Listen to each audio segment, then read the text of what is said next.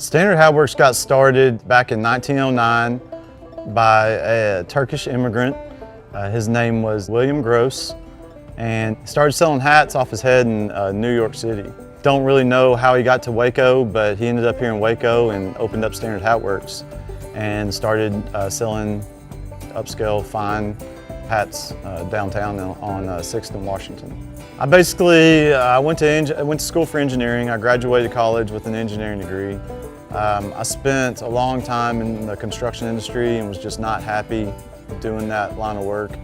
And so a few years ago, I just decided I wanted to completely get out of that industry and do something completely different.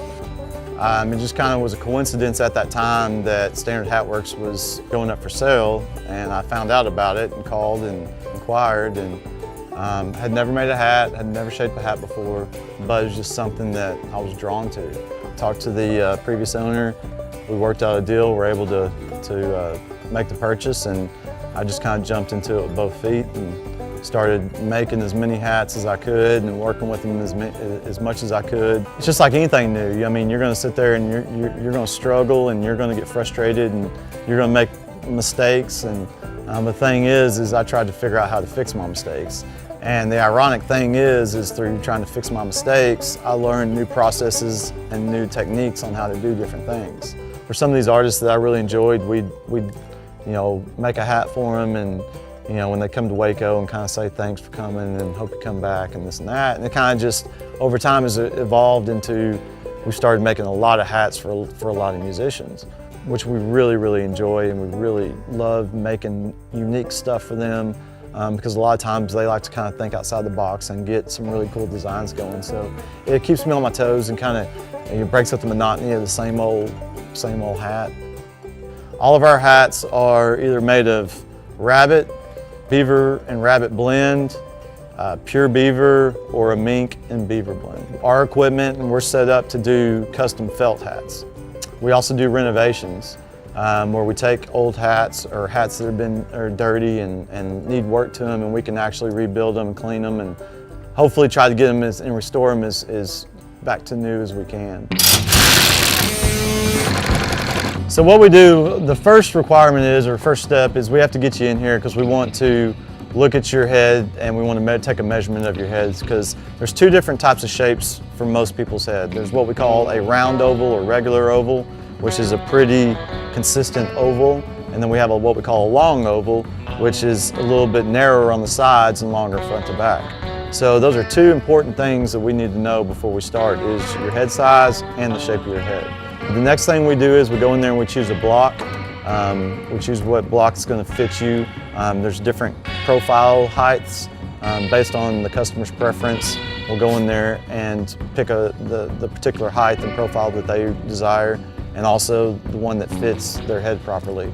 After we get that, we make sure we got the color of their hat right, make sure we got the proper body, the quality, and then we start going through the hat making process, which the first step is going to go in and we're going to basically block the hat. The blocking of the hat is more or less setting the wooden block into the hat crown to go ahead and form the correct size, shape, and profile of the hat. After that, we take it and we put it on a crown iron, and we basically iron out the crown.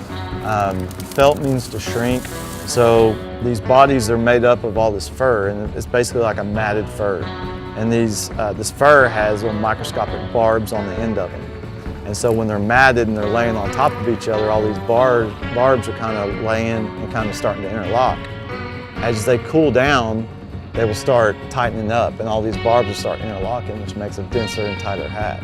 So what we're doing with the iron is we're basically heating it up and cooling it down, and heating it up and cooling it down, and we're ironing it to form to that block so it'll stay in that size, profile shape, and we can shape it later on. After we get through ironing it out, we start on the finishing process.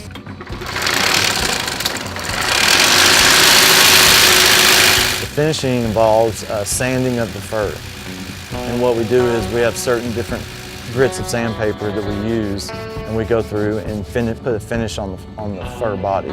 When we get these what we call blank hat bodies in, they're real rough. They're not sanded or finished down. The brims are not cut to the specified widths. And so we actually go in there and start the finishing process, which is to kind of finish up the hat. And we're going to singe the underside of it.